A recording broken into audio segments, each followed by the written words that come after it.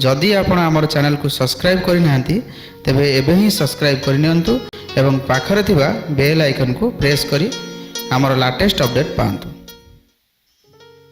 जय जगन्नाथ। मु सागर स्वागत करुची आउ एक नूतन अध्याय को।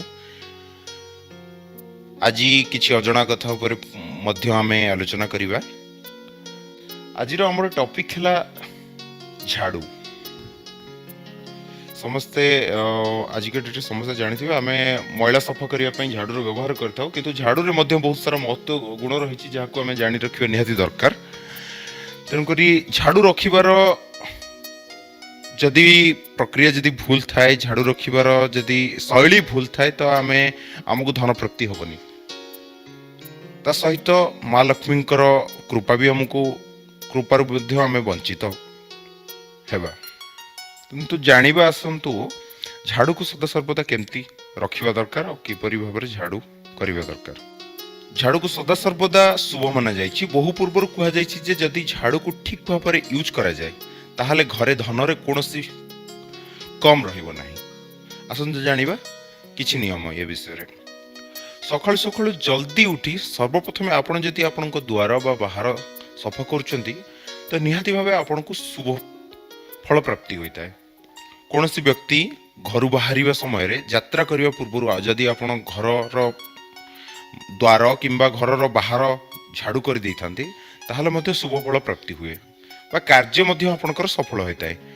जदि आपण यात्रा करबा परे आपण झाड़ू करथांती ताहले ताहा अशुभ होता है। एवं ता सहित झाड़ू कर सारिबा परे झाड़ू को एपरी जगह रे रखंतु जहाँ की बाहर व्यक्ति को नजर न आसवा दरकार कही रखुचु।